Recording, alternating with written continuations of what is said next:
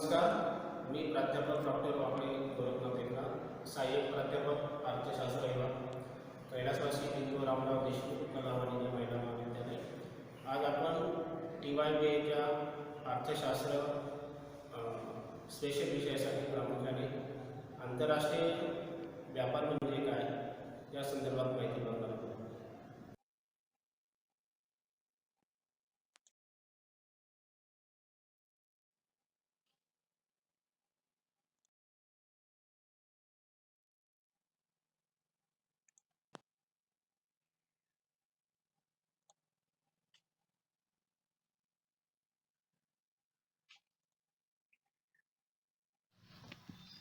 विद्यार्थी मित्रांनो, आज आपण आंतरराष्ट्रीय व्यापाराच्या संदर्भामध्ये माहिती बघणार आहोत. आंतरराष्ट्रीय व्यापाराचा विचार करताना प्रामुख्याने आंतरराष्ट्रीय व्यापाराच्या माध्यमातून जगातील विविध देश हे एकमेकांच्या अधिक जवळ येत आहे. निसर्गाने जी नैसर्गिक आणि मानवनिर्मित संपत्ती दिलेली आहे ती प्रत्येक देशाकडे कमी अधिक प्रमाणात असल्यामुळे प्रत्येक देश हा एकमेकांवर अवलंबून आहे आणि म्हणून ज्या वस्तूचं उत्पादन ज्या देशामध्ये होतं त्या वस्तू आयात करणं आणि आपल्याकडे होणाऱ्या वस्तूंचं उत्पादन किंवा वस्तू या निर्यात करणं या माध्यमातून जगातील विविध देश हे एकमेकांशी जोडले गेलेले आहे. म्हणून जगातील अर्थव्यवस्था इतर देशापासून पूर्णपणे अलिप्त राहू शकत नसल्याने आंतरराष्ट्रीय व्यापार हा एक आर्थिक विकासाचा पाया आहे. नव्हे, आंतरराष्ट्रीय व्यापाराला आर्थिक विकासाचे इंजिन असं म्हटलं जातं आणि त्या दृष्टिकोनातून आंतरराष्ट्रीय व्यापार आणि आंतरराष्ट्रीय व्यापाराची पार्श्वभूमी या ठिकाणी समजावून घेणं आवश्यक आहे.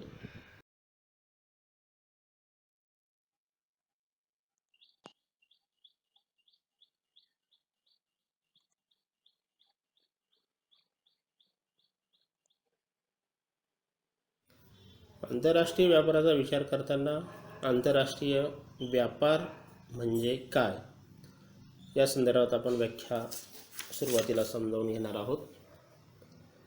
जेव्हा वस्तू व सेवांची देवाणघेवाण होते तेव्हा त्यास व्यापार असे म्हणतात. कारण आंतरराष्ट्रीय व्यापारामध्ये प्रामुख्याने व्यापार हा घटक अतिशय महत्त्वाचा असतो आणि म्हणून व्यापार म्हणजे काय हे या ठिकाणी आपण व्याख्या समजून घेतलेली आहे. व्यापाराचा विचार करताना प्रामुख्याने व्यापाराचे दोन प्रकार पडत असतात. एक अंतर्गत व्यापार आणि दुसरा आंतरराष्ट्रीय व्यापार. अंतर्गत व्यापार हा प्रामुख्याने देशातल्या देशामध्ये, दोन राज्यामध्ये, दोन प्रदेशामध्ये, दोन जिल्ह्यांमध्ये किंवा दोन व्यक्तींमध्ये प्रामुख्याने त्या ठिकाणी चालत असतो आणि म्हणून व्यापारामध्ये अंतर्गत व्यापाराचा समावेश होतो. दुसरा जो प्रकार आहे तो आहे आंतरराष्ट्रीय व्यापार. आंतरराष्ट्रीय व्यापार म्हणजे दोन देशांमध्ये चालणारा, दोन देशातील व्यापाऱ्यांमध्ये चालणारा व्यापार किंवा वस्तूची देवाणघेवाण म्हणजे आंतरराष्ट्रीय व्यापार होय. म्हणून व्यापाराचा प्रामुख्याने विचार करताना अंतर्गत व्यापार किंवा आंतरराष्ट्रीय व्यापार, अंतर्गत व्यापारालाच देशांतर्गत व्यापार असंही म्हणतात आणि म्हणून या दोन व्यापारांचा व्यापाराच्या दृष्टिकोनातून विचार या ठिकाणी केला जातो.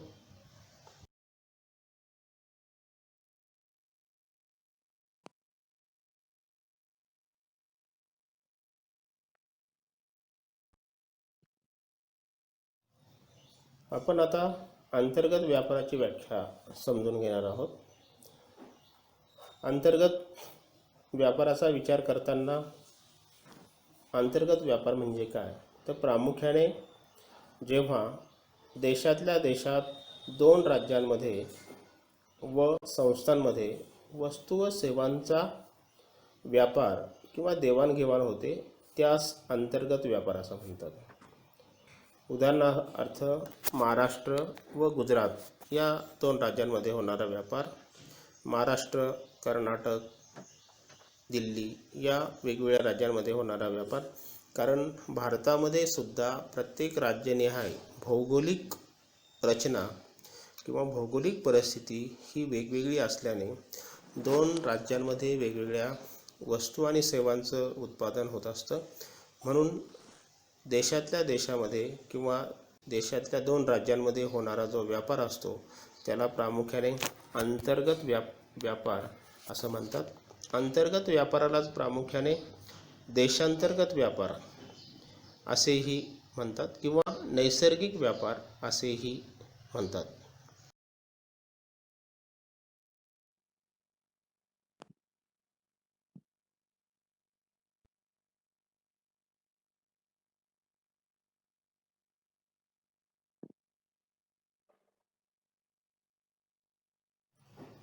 अंतर्गत व्यापाराबरोबर दुसरा व्यापाराचा जो प्रकार आहे आंतरराष्ट्रीय व्यापार.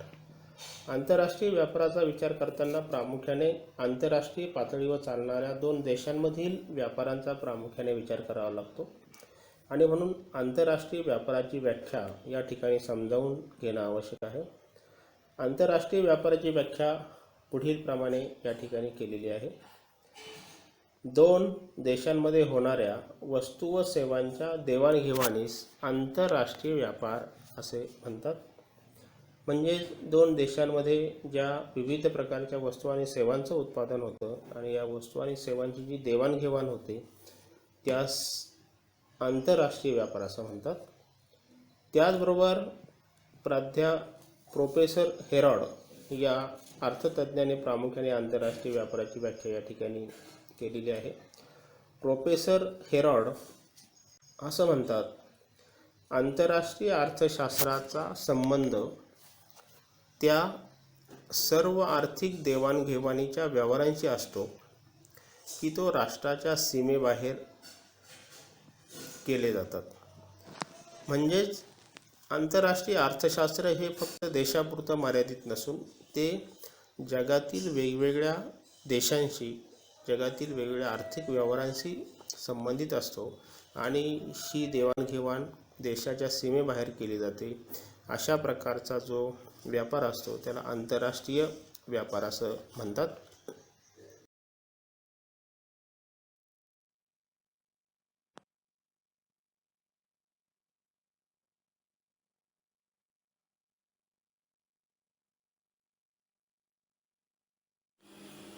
आंतरराष्ट्रीय अर्थशास्त्राची व्याप्ती किंवा स्वरूप विचारात घेताना प्रामुख्याने आंतरराष्ट्रीय अर्थशास्त्राची व्याप्ती प्रामुख्याने विचारात घ्यावी लागते. आंतरराष्ट्रीय अर्थशास्त्राच्या व्याप्तीमध्ये प्रामुख्याने वेगवेगळ्या मुद्द्यांचा या ठिकाणी विचार करावा लागतो. कारण आंतरराष्ट्रीय अर्थशास्त्र हा विशिष्ट देशापुरता मर्यादित नसून जागतिक स्तरावरती किंवा विविध देशांमध्ये चालणारी ही एक व्यापाराची प्रक्रिया असल्याने आंतरराष्ट्रीय व्यापार व्याप्तीमध्ये विविध प्रकारच्या घटकांचा त्या अनुषंगाने समावेश होताना दिसतो. आणि म्हणून आंतरराष्ट्रीय अर्थशास्त्राच्या व्याप्तीमध्ये प्रामुख्याने आपल्याला आंतरराष्ट्रीय व्यापाराचे सिद्धांत आणि तुलनात्मक महत्त्व विचारात घ्यावं लागतं. यामध्ये विशेषतः व्यापार म्हणजे काय, आंतरप्रादेशिक व्यापार, आंतरराष्ट्रीय व्यापार, आंतरराष्ट्रीय व्यापाराची धोरणे, आंतरराष्ट्रीय व्यापार का सुरू होतो, आंतरराष्ट्रीय व्यापारामध्ये ॲडम स्मिथ, डेव्हिड रिकार्डो या सनातनवादी अर्थतज्ञांची काय भूमिका आहे आणि सरकारची जी विविध प्रकारची व्यापारासंदर्भात असणारी काही धोरणे आहे यांचा अभ्यास हा प्रामुख्याने आंतरराष्ट्रीय व्यापाराच्या व्याप्तीमध्ये प्रामुख्याने त्या ठिकाणी केला जात असतो. त्याचबरोबर दुसरा जो मुद्दा आहे स्थितीशील अवस्थेची तुलना. आंतरराष्ट्रीय अर्थशास्त्राच्या या विभागामध्ये विविध देशामधील व्यापाराची स्थितीशील समतोल अवस्था याचा प्रामुख्याने विचार केला जातो किंवा कालांतराने त्यामध्ये होणारे बदल, त्या बदलांचा अभ्यास केला जातो. काही आंतरराष्ट्रीय व्यापाराच्या संदर्भातली काही प्रतिमाने आहे, या प्रतिमानांचा प्रामुख्याने यामध्ये विचार केला जातो. त्याचबरोबर आर्थिक विकासाचा, व्यापार शर्ती, तांत्रिक प्रगती याचा आंतरराष्ट्रीय व्यापारावर काय परिणाम होतो हा देखील प्रामुख्याने व्याप्तीमध्ये विचार होतो. तिसरा मुद्दा आहे आंतरराष्ट्रीय व्यापारविषयक धोरणे. आंतरराष्ट्रीय व्यापार हा खुला असावा की संरक्षित असावा किंवा बंदिस्त असावा, या संदर्भात प्रत्येक देशाची ध्येय धोरणं वेगवेगळी असतात. त्या दृष्टिकोनातून आयात निर्यात, जकाती कर, त्याचे होणारे परिणाम, कोटा, उत्पादन घटकांचा परिणाम, राजकीय अडथळे, आंतरराष्ट्रीय रोखतेचा प्रश्न इत्यादी जे मुद्दे आहेत ते प्रामुख्याने आंतरराष्ट्रीय व्यापाराच्या व्याप्तीमध्ये त्या ठिकाणी विचारात घेतले जातात. त्याचबरोबर स्थूल दृष्टिकोन. तर स्थूल दृष्टिकोन म्हणजे काय, तर प्रामुख्याने आंतरराष्ट्रीय अर्थशास्त्राच्या अनुषंगाने विचार करताना विविध चलन पद्धतीचा अभ्यास यामध्ये केला जातो.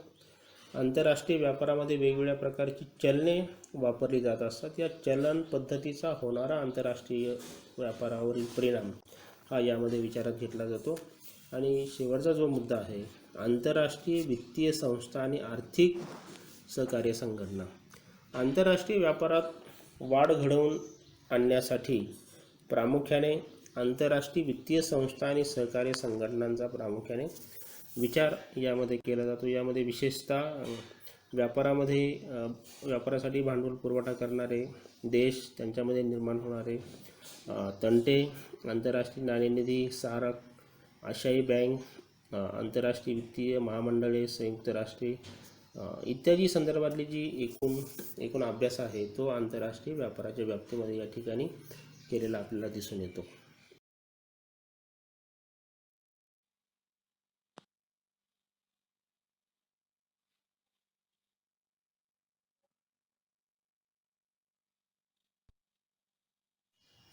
आंतरराष्ट्रीय व्यापाराचे महत्त्व हे अनन्यसाधारण अशा प्रकारचं आहे. आंतरराष्ट्रीय व्यापार हा आर्थिक विकासामध्ये महत्त्वाची भूमिका बजावत असल्याने आंतरराष्ट्रीय व्यापाराचं महत्त्व हे अधोरेखित केलं जातं. म्हणून त्या दृष्टिकोनातून आंतरराष्ट्रीय व्यापाराचे महत्त्व विचारात घ्यावे लागते. यासाठी पुढील मुद्द्याचा प्रामुख्याने विचार करावा लागतो. आंतरराष्ट्रीय व्यापारामुळे लोकांचा दृष्टिकोन अधिक व्यापक आणि विशाल होतो. आंतरराष्ट्रीय व्यापारामुळे संकुचित राष्ट्रवादी विचारसरणीतून लोक बाहेर पडतात. देशाचा विकास करायचा असेल तर विविध देशातील वस्तू आणि सेवांची देवाणघेवाण त्या दृष्टिकोनातून होते. लोकांना वेगवेगळ्या प्रकारच्या वस्तू आणि सेवा त्याद्वारे उपभोगायला मिळतात. तंत्रज्ञानाच्या सेवा उपभोगायला मिळतात. त्यामुळे लोकांचा जो दृष्टिकोन आहे तो दृष्टिकोन अधिक व्यापक आणि विशाल होतो. त्याचबरोबर देशाच्या आर्थिक विकासास मदत होते. आंतरराष्ट्रीय व्यापारातून आपल्याकडे उत्पादित होणाऱ्या वस्तू निर्यात करण्याबरोबरच आपल्या देशासाठी आवश्यक असणाऱ्या ज्या वस्तू आणि सेवा आहे या आपण मोठ्या प्रमाणात निर्यात करतो. उदाहरणार्थ पेट्रोलजन्य पदार्थ, भांडवल, तंत्रज्ञान या ज्या सेवा आहेत त्या आपण इतर देशातून मोठ्या प्रमाणामध्ये आयात करत असतो. आणि त्यामुळे भारतीय अर्थव्यवस्थेचा विकास करण्यासाठी अशा प्रकारच्या निर्यातीची गरज असते. त्याचबरोबर देशाची आर्थिक वृद्धी घडून येते. जेव्हा आंतरराष्ट्रीय व्यापाराच्या माध्यमातून वेगवेगळ्या क्षेत्रामध्ये सरकार मोठ्या प्रमाणात गुंतवणूक करत असते तेव्हा त्यातून रोजगाराच्या संधी निर्माण होतात. उत्पादनामध्ये वाढ होते, लोकांची मागणी वाढते आणि देशाची आर्थिक वृद्धी त्या ठिकाणी घडून येत असते. त्याचबरोबर आंतरराष्ट्रीय संबंध निर्माण होतात. दोन देशांमध्ये असणारे राजकीय संबंध हे आंतरराष्ट्रीय व्यापारामुळे अधिक दृढ होण्यास मदत होत असते. कारण चीन, पाकिस्तान या दोन देशांमध्ये असणारे जे राजकीय संबंध आहे ते अतिशय नाजूक अशा स्वरूपाचे आहे. परंतु आंतरराष्ट्रीय व्यापारामुळे हे संबंध काही प्रमाणामध्ये अधिक परिपक्व होताना या ठिकाणी आपल्याला दिसतात.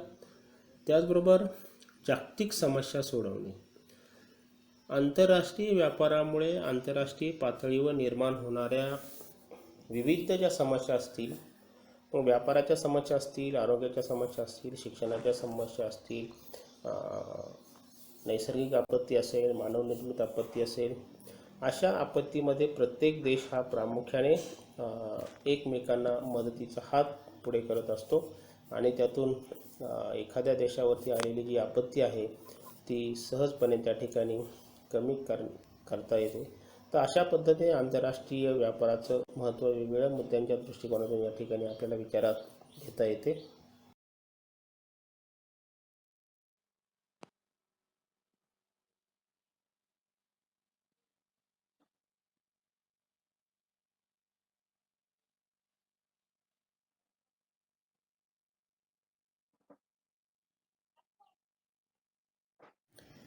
आंतरराष्ट्रीय व्यापाराचा विचार करताना आंतरप्रादेशिक व्यापार आणि आंतरराष्ट्रीय व्यापार यातील फरक समजावून घेणं आवश्यक आहे.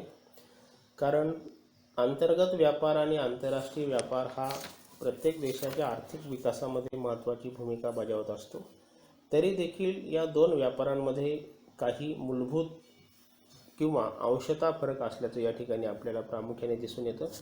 यामध्ये विविध मुद्द्यांचा विचार करताना प्रथमतः उत्पादन घटकांची गतिशीलता.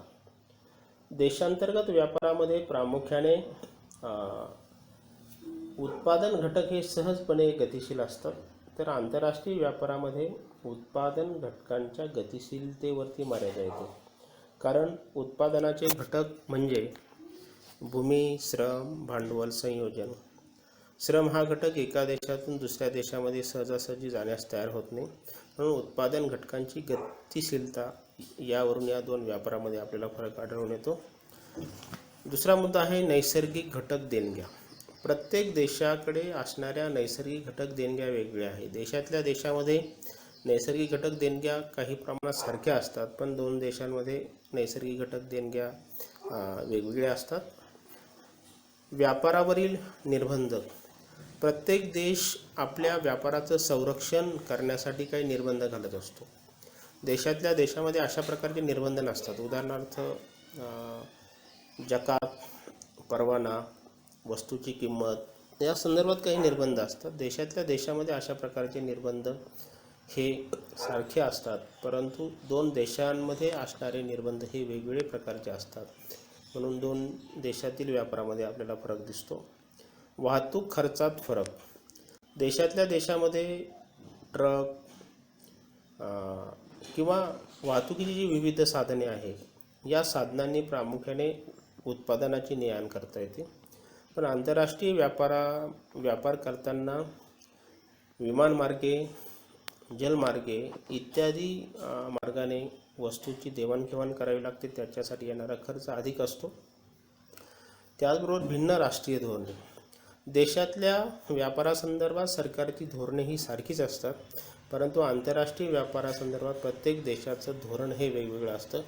म्हणून धोरणांच्या संदर्भामध्ये प्रामुख्याने आपल्याला दोन व्यापारामध्ये फरक झालेला या ठिकाणी दिसून येतो. बाजारपेठांमधील तफावत. दोन देशातल्या देशामध्ये असणाऱ्या दोन बाजारपेठांमध्ये फारशी तफावत नसते. यामध्ये वस्तूचा प्रकार, वस्तूची किंमत, वस्तूचे आकारमान. परंतु आंतरराष्ट्रीय पातळीवर दोन देशांमध्ये होणाऱ्या उत्पादनामध्ये तफावत असते, किमतीमध्ये तफावत असते. त्यातून बाजारपेठामध्ये आपल्याला तफावत निर्माण झालेली या ठिकाणी दिसून येते. आणि सातवा मुद्दा आहे मानवी क्षमता. प्रत्येक देशातील लोकांची काम करण्याची क्षमता वेगळी असते. भारतासारख्या समशीतोष्ण कटिबंधामध्ये राहणाऱ्या लोकांची कार्यक्षमता प्रदेशानुसार वेगवेगळी असते, तर दुसऱ्या देशामध्ये लोकांची कार्यक्षमता ही वेगळी असते.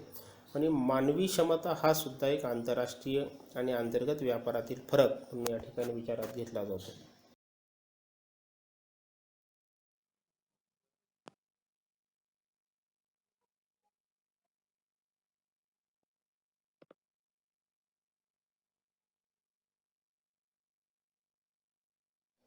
आपण मागच्या स्लाईडमध्ये अंतर्गत व्यापार आणि आंतरराष्ट्रीय व्यापार यातील फरक विचारात घेताना काही मुद्द्यांचा विचार केलेला आहे. यानंतर पुढचे जे काही मुद्दे आहे, भांडवलाचा साठा. प्रत्येक देशामध्ये भांडवल हे एका राज्यातून दुसऱ्या राज्यामध्ये सहजपणे जाऊ शकतं. परंतु आंतरराष्ट्रीय व्यापारामध्ये भांडवलाचं उड्डाण होताना अनेक प्रकारच्या अडचणी येतात. त्याचबरोबर भांडवलाचं प्रमाण प्रत्येक देशानिहाय हे वेगवेगळं असतं. म्हणून भांडवलाचा साठा यानुसार सुद्धा आपल्याला फरक दिसून येतो. त्याचबरोबर राजकीय सार्वभौमत्व, प्रत्येक देशाची राजकीय समता, राजकीय प्रणाली हे वेगवेगळी असतात. भारतासारख्या देशाने गणतंत्र सार्वभौम प्रणाली स्वीकारलेली आहे. अमेरिका, रशिया, जपान, जर्मनी या देशांमध्ये वेगवेगळी प्रकारची त्या ठिकाणी संसदीय कार्यप्रणाली आहे. अशा कार्यप्रणालीमुळे किंवा राजकीय सार्वभौमत्वामुळे सुद्धा आंतरराष्ट्रीय व्यापारामध्ये आपल्याला या ठिकाणी फरक असल्याचं दिसून येतं. चलन पद्धती, प्रत्येक देशाची चलन पद्धती वेगळी आहे.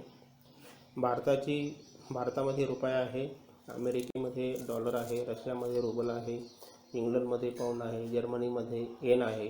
तर ही जी चलन पद्धती आहे ही चलन पद्धती वेगळी असल्यामुळे तिचा आंतरराष्ट्रीय व्यापारामध्ये डॉलरच्या तुलनेत किंमत ठरवताना अनेक प्रकारच्या अडचणी निर्माण होत असतात. भांडवलाची गतिशीलता हा सुद्धा आंतरराष्ट्रीय व्यापारातील फरक आहे. देशातल्या देशामध्ये भांडवल सहजपणे गतिशील होतं, पण आंतरराष्ट्रीय व्यापारामध्ये भांडवलाच्या गतिशीलतेवर प्रामुख्याने त्या ठिकाणी अडचणी येत असतात. प्रत्येक देशाची बाजारपेठ ही स्वतंत्र असते, परंतु आंतरराष्ट्रीय पातळीवर बाजारपेठ ही वेगवेगळी असते. देशातल्या देशामध्ये बाजारपेठा लोकांच्या आवडीनिवडी, लोकांच्या रूढी परंपरा यासारख्या असतात, पण आंतरराष्ट्रीय व्यापाराचा विचार करताना तिथे आवडीनिवडी, रूढी परंपरा ह्या वेगवेगळ्या असल्याचं आपल्याला दिसून येतं. आर्थिक राष्ट्रवाद, प्रत्येक देशाने आर्थिक राष्ट्रवाद हा स्वीकारलेला आहे. त्याचबरोबर व्यापार आणि विनिमय नियंत्रणे, देशातल्या देशामध्ये व्यापारावरती कुठल्याही प्रकारची व्यापार विनिमय नियंत्रणे नसतात, पण आंतरराष्ट्रीय व्यापारावरती अनेक प्रकारची नियंत्रणे असतात. त्यामुळे दोन देशातील व्यापारामध्ये या ठिकाणी आपल्याला फरक असल्याचं आढळून येतं. अशा पद्धतीने अंतर्गत व्यापार आणि आंतरराष्ट्रीय व्यापारामध्ये आपल्याला जो विविध प्रकारचा फरक आहे तो या ठिकाणी असल्याचं दिसून येतं.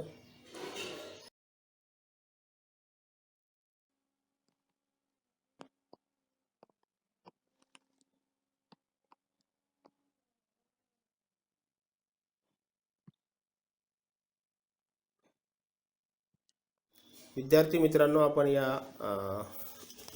PPTमध्ये प्रामुख्याने आंतरराष्ट्रीय व्यापार, आंतरराष्ट्रीय व्यापारामध्ये अंतर्गत व्यापार आणि आंतरराष्ट्रीय व्यापार, आंतरराष्ट्रीय व्यापाराची व्याप्ती, आंतरराष्ट्रीय व्यापाराचं महत्त्व आणि अंतर्गत व्यापार आणि आंतरराष्ट्रीय व्यापारामध्ये काय फरक आहे या सर्व मुद्द्यांचा प्रामुख्याने विचार केलेला आहे. या टॉपिकमध्ये प्रामुख्याने परीक्षेमध्ये काही प्रश्न विचारले जातात की आंतरराष्ट्रीय व्यापार म्हणजे काय, आंतरराष्ट्रीय व्यापाराचे स्वरूप आणि व्याप्ती स्पष्ट करा, आंतरराष्ट्रीय व्यापाराचे महत्त्व सांगा, किंवा अंतर्गत व्यापार आणि आंतरराष्ट्रीय व्यापारातील व्यापाराची तुलना या ठिकाणी स्पष्ट करा. अशा प्रकारचे प्रश्न परीक्षेच्या दृष्टिकोनातून विचारले जाऊ शकतात. काही कोणाला शंका असल्यास त्यांनी माझ्याशी संपर्क साधावा. धन्यवाद.